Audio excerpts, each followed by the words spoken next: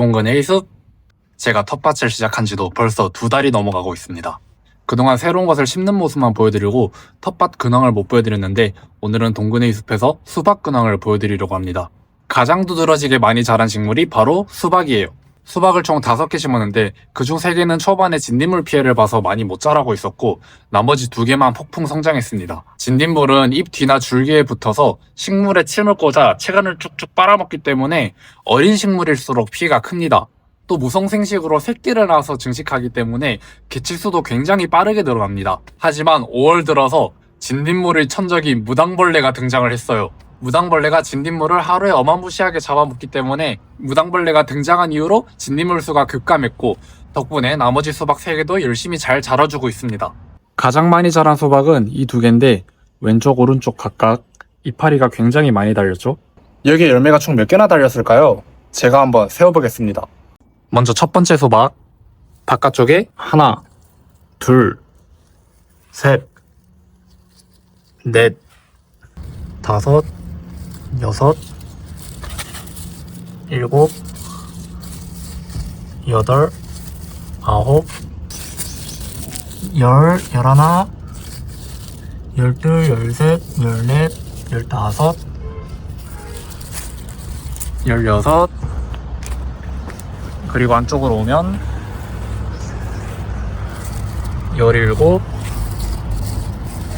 18, 19, 20, 21,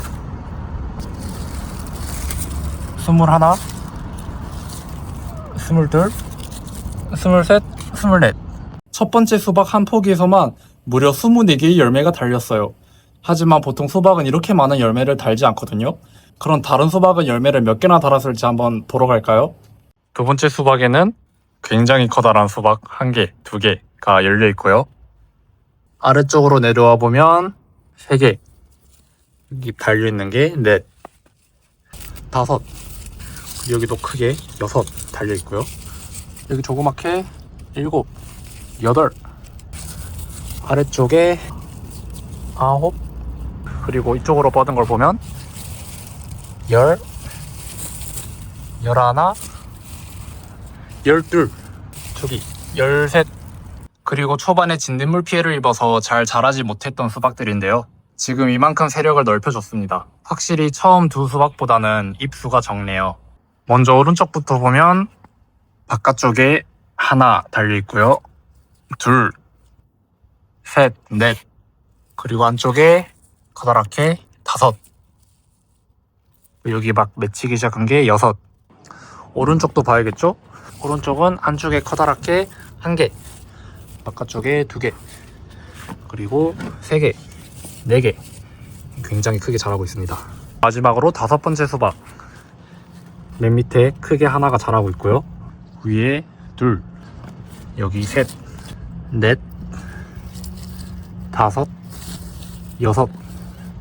정리해보면 첫 번째 수박 24개, 두 번째 수박 13개, 세 번째 수박 6개, 네 번째 수박 4개, 다섯 번째 수박 6개의 열매가 각각 자라고 있습니다. 애플 수박 품종은 일반 대형 수박보다 열매 크기가 작기 때문에 한 포기에서 감당할 수 있는 열매 수가 더 많긴 합니다. 하지만 보통 많아야 열매가 5개에서 10개 정도 열리는데 어떻게 첫 번째 수박은 열매가 24개나 열릴 수 있었을까요? 우선 농가에서는 작업성과 품질 관리를 위해 줄기를 따로 유인하고 일부를 정리합니다. 하지만 저는 줄기를 하나도 자르지 않고 자연 상태처럼 덤불을 이루며 키웠습니다. 그리고 초반에 암꽃을 모두 떼줘서 줄기랑 이파리를 많이 만들 수 있게 도와준 것밖에 없어요. 보시는 것처럼 수박은 암꽃과 수꽃이 따로 펴요. 꽃 뒤가 볼록하지 않은 것이 수꽃이고 수꽃에선 수술해서 꽃가루를 만들어요. 반면 꽃 뒤가 볼록한 것이 암꽃인데 볼록한 것이 바로 암꽃의 씨방이랍니다. 이건 제가 어느 날 지나다니다가 떼어준 암꽃인데요. 벌이나 꽃등에가 꿀을 먹으려고 이꽃 저꽃 옮겨다니다 보면 수꽃의 꽃가루가 암꽃의 암술에 닿게 됩니다. 그러면 수정이 이루어져서 수박 열매가 자라기 시작해요. 초기 열매를 딴 김에 단면을 관찰해 보려고 가져왔는데요.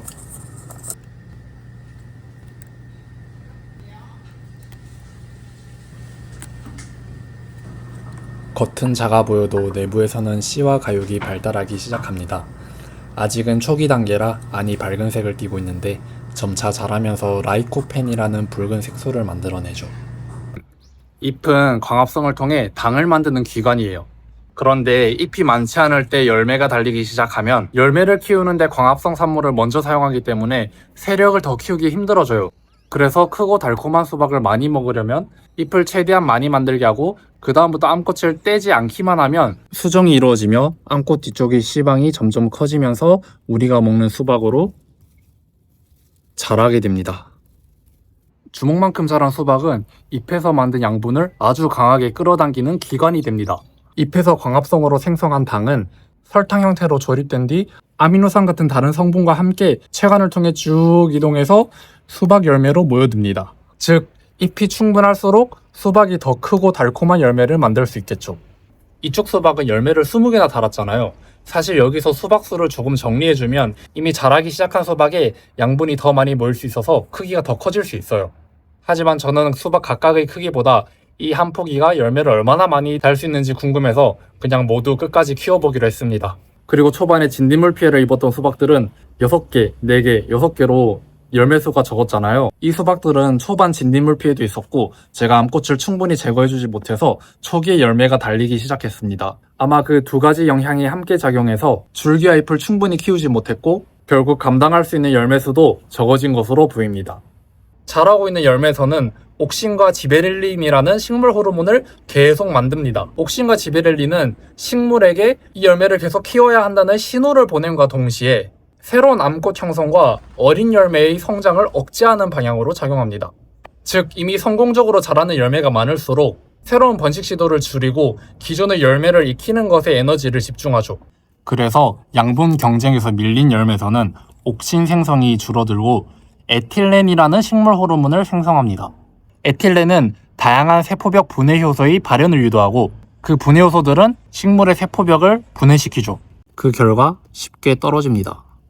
그래서 이미 열매가 충분히 자라고 있는 상태에서는 새 암꽃이 수정되더라도 대부분 생리적 낙과를 하고 꽃도 점점 덜 만들게 됩니다. 그래서 가장 열매가 많이 달린 첫 번째 수박을 보면 꽃눈이 이미 시든 채로 올라오는 모습을 볼 수 있습니다. 그리고 이미 수정된 수박은 생리적 낙과를 준비하고 있죠.